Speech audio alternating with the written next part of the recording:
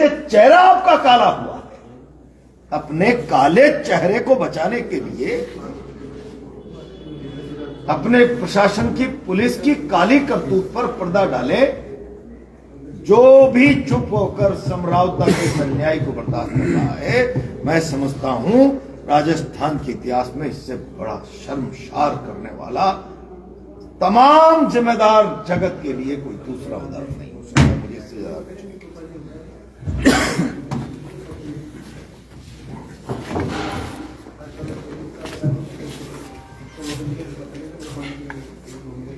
दोस्ती, आप लगातार विरोध कर रहे हैं सरकार से, मांग कर रहे हैं, सरकार अभी भी आपको आगे आप क्या कर रहे हैं?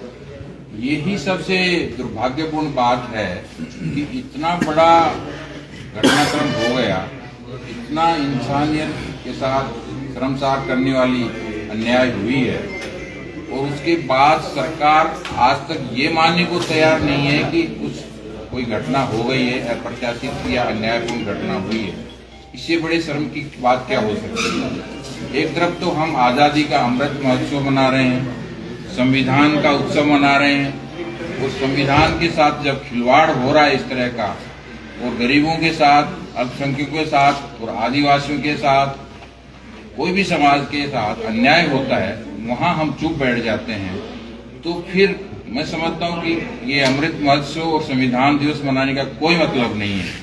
संविधान क्या, यहाँ संविधान की धज्जियां नहीं उड़ाई गई? और मैं तो हमारे अपोजिशन से भी कहूंगा कि संविधान रक्षा यात्रा घोषणा की है, मैं भी उस सम्मेलन में तालकटोरा में मौजूद था।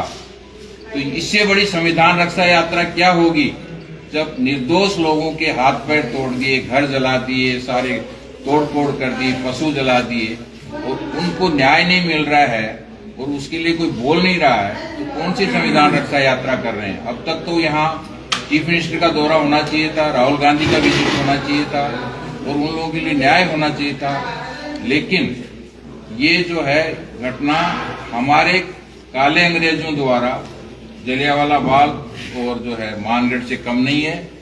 और ये दुख की बात ये है कि वो दोनों घटनाएं की थी अंग्रेजों ने, और अभी हमारे ही लोगों ने हमारे ही नागरिकों पे, निर्दोष नागरिकों पे 2-2 साल के बच्चों के मैंने पट्टियां बंदी मेरी आंखों से देखी हैं। इन लेडीज के मार के, डंडों की मार के लील मैंने खुद ने अपने आंखों से देखी है।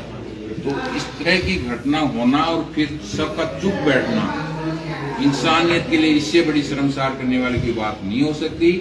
हम फिर आप उनके माध्यम से, और प्रधानमंत्री जी आ रहे हैं, उन तक भी ये बात आपके माध्यम से हम पहुंचाना चाहेंगे कि इस घटना का खुद संज्ञान लें और इसकी निष्पक्ष जांच इंश्योर करें। हमारी एक ही मांग है, हम कोई राजनीति नहीं कर रहे, हम कोई पक्षपात नहीं कर रहे, हम कोई दुर्भावना नहीं रखते, हम सिर्फ न्याय की मांग कर रहे हैं। सिटिंग हाई कोर्ट जज के नेतृत्व में इसकी जांच हो। पुलिस से हमको न्याय की उम्मीद नहीं है, सीबीआई इसकी इंक्वायरी करे, और जिन लोगों का नुकसान हुआ है, जान माल की हानि हुई है, उन लोगों को क्षतिपूर्ति की जाए, और इसमें जितने भी सीनियर से जूनियर जितने अधिकारी इन्वॉल्व हैं उनके खिलाफ एट्रोसिटी एक्ट में केस दर्ज हो, विभागीय कार्रवाई हो, सस्पेंशन हो, उनको बर्खास्त किया जाए, और ऐसा सबक सिखाया जाए कि दोबारा इस तरह की भूल है जी।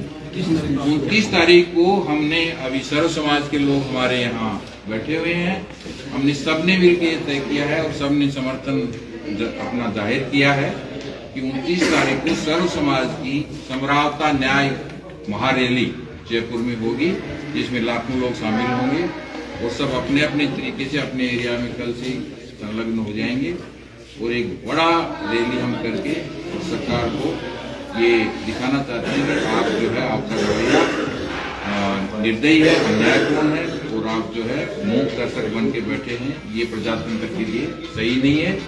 और सरकार से लोगों का विश्वास उठ गया है और ज्यादा उठने वाला है। तो अभी भी समय है, सरकार इसमें कार्रवाई करे, और जो अन्याय समरावता के निर्दोष लोगों के साथ हुआ है, उनके वाहन जलाए गए हैं, बहन बेटियों के साथ अन्याय हुआ है, उनको क्षतिपूर्ति किया जाए। और दोषी अधिकारी, मैं समझता हूँ इसमें सीनियर एडमिनिस्ट्रेशन का काफी रोल है। यदि वो समय पे एक्शन लेते, सही डायरेक्शन देते, तो ये घटना अवॉइड हो सकती थी। ये मेरा पर्सनल एक्सपीरियंस मैं कह सकता हूँ। तो उन अधिकारियों को बख्शा नहीं जाना चाहिए। अभी तो एक थानादार का भी ट्रांसफर नहीं हुआ है, सब आराम से मजे कर रहे हैं और लोग जेल में पड़े हैं, रो रहे हैं, दुखी हो रहे हैं, तो आप और समझे आप परेशान हो रहे हैं। तो आप सबसे भी निवेदन है कि आप ज्यादा से ज्यादा इसको सही तथ्यों को, गलत नहीं सही बात को पता करें और इसको उजागर करें। धन्यवाद।